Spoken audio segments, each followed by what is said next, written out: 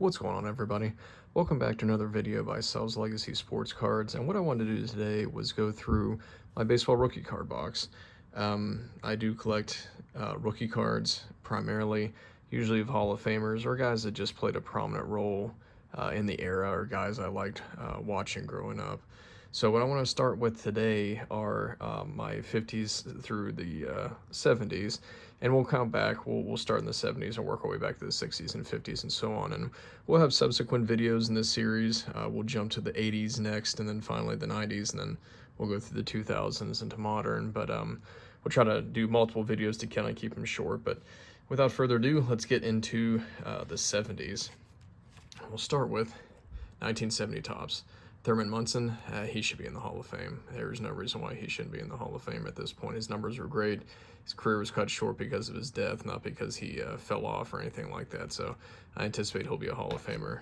Vida Blue and Bill Buckner. Those are my rookies from 1970. Moving on to 71, we have Burt Blyleven, Ted Simmons, Steve Garvey, Dave Concepcion, Bobby Grich, another guy that could possibly get in the Hall of Fame just simply because of his defense, and Don Gullett. Finally, George Foster. And one thing you'll notice too, a lot of these cards I grabbed early on after getting back into collecting, so the condition's not the greatest. And also too, there are a lot of gaps in some of the Hall of Famers that I'm looking to reacquire. I've sold some of them just to move into some bigger cards, but hopefully we will fill those gaps in as we move along. So anyway, getting back to it, we have 73. That is Carlton Fisk. Well, a pretty well-centered card right there. And Charlie Huff, who looks old in every picture he's in, especially his rookie card. 1973, or 74, I'm sorry. Got a couple rookies here. Obviously, we have the big one, Mike Schmidt. I bought that in a card shop up in Robinson, Ohio, with my wife, so condition is a little bit off, but I was real excited to get that one at the time, so we may eventually look to upgrade that, but fantastic card of Mike Schmidt.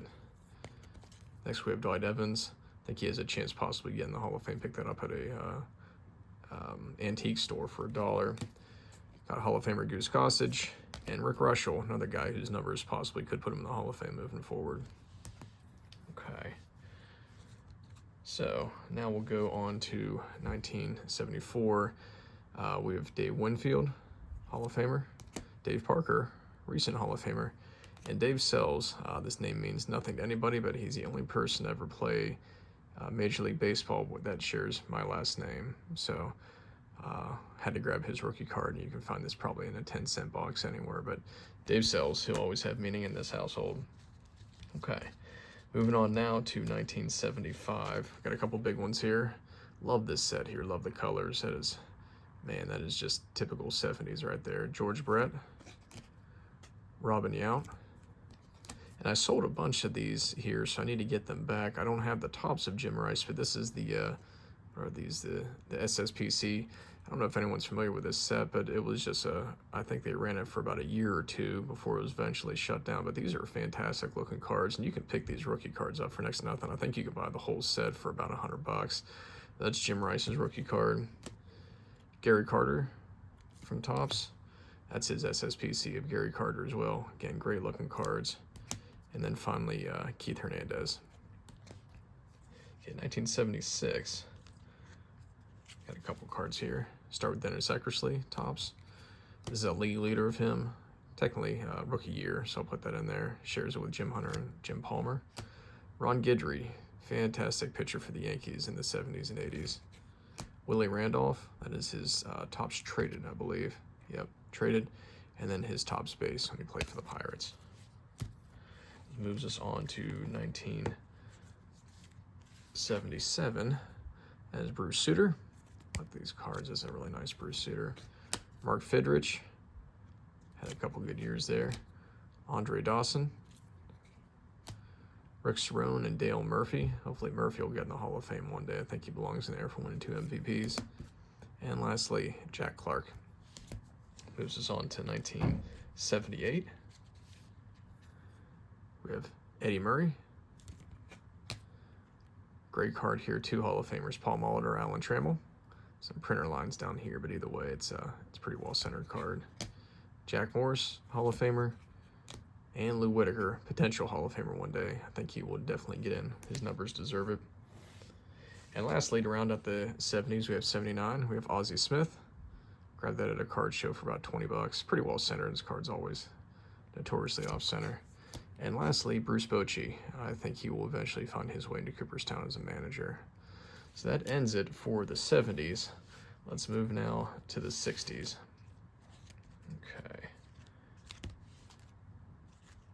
We will start with 1960. Beautiful Collier Stremski. Willie McCovey, 1960. 1961, Juan Marichal. Beautiful card there. Ron Santo, Hall of Famer. And that is actually off of a cereal box. Ron Santo, 1961, so still rookie year. Great looking Lou Brock. Has some tape residue, or I guess it wouldn't be tape, it'd probably be for the wax from the packs, but either way, pretty sharp Lou Brock. Gaylord Perry. Joe Torre, Hall of Famer, Hall of Fame manager, but was also a fantastic player back in the day. But took the Yankees to great heights. Boog Powell and Ken Hubbs. That was a gift from my dad. So a very tragic story for him. Dying as young as he did, could have been a fantastic player, but either way, really sharp rookie card of him.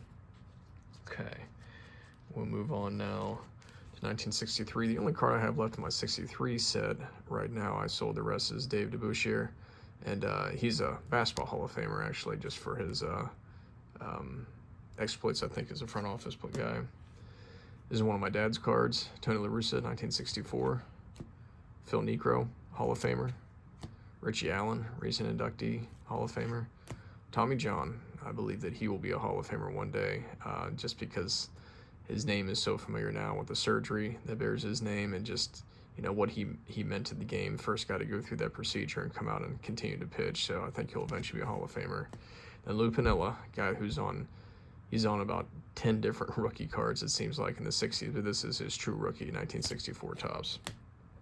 1965, we have Joe Morgan, probably the greatest second baseman of the 70s.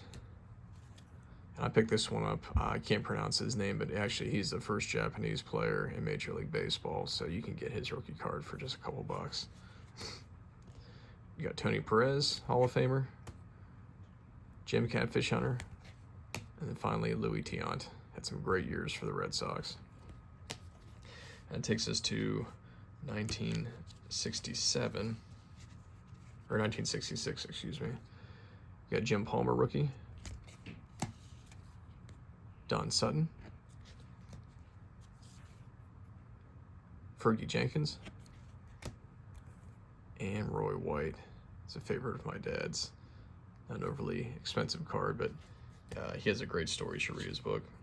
Takes us now to 1967. Big one here. High number, Rod Carew. Still need to get the Tom Seaver, but man, I tell you what, that price has just been skyrocketing. So real happy with this Carew. Crossed it over from a GMA holder to an SGC and got a 3, so pretty well centered there. One of my dad's favorites, 1967, Bobby Mercer. Was supposed to be the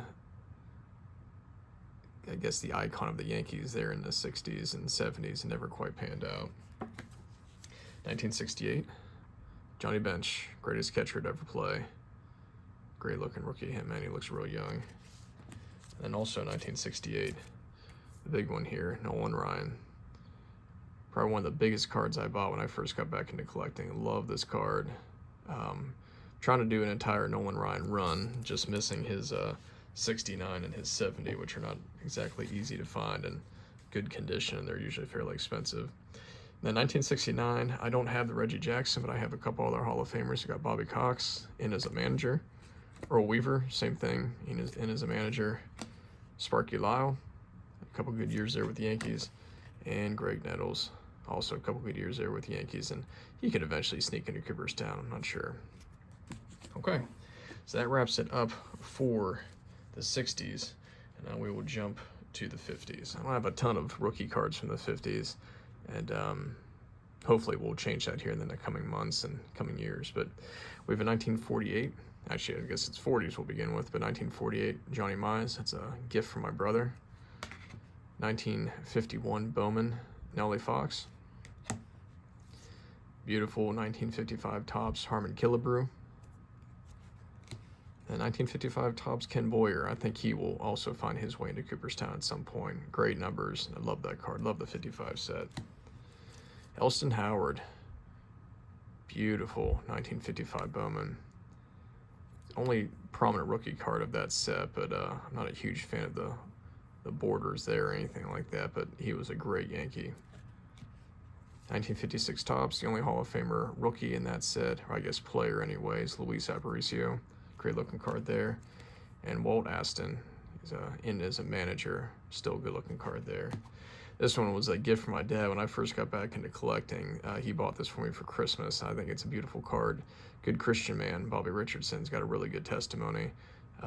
Played, man, some fantastic ball for the Yankees back there in the 60s. So that's his rookie card. That's 1957 Topps. We have Whitey Herzog. He's in as a manager. Also have Cleve Boyer. We got to meet him actually up in Cooperstown. He had a restaurant, and my brothers, my dad, and a buddy of ours went up there, and he sat around the table and was telling us stories of the days of when he was hanging out with Mantle and Whitey Ford when he played for the Yankees. And great guy, just recently died, but we had a fantastic time up there, so he always holds a place near and dear to our hearts. Moving on to 1958, Curt Flood. You can get his rookie card fairly inexpensive at this point. I think that he probably will be a Hall of Famer one day, just for the, I guess, the prominent role he played in fighting the reserve clause and everything like that to give us modern free agency nowadays. Just, I think he will get in. So if you have a chance, grab his rookie card cheap. I would go ahead and do that. Vada Pinson, another guy that most likely will get in the Hall of Fame at some point. You get his rookie card real cheap. And lastly, 1959 Topps. We have George Anderson, or Sparky Anderson, as he's better known, and as a manager. And lastly, Bill White. So that's it. That's my Hall of Fame or prominent rookie cards from the 50s, 60s, and 70s. We will be uploading future videos to cover the 80s, 90s, and then eventually the 2000s into modern. So thanks for joining, and hope to see you again for the next ones. Have a good night.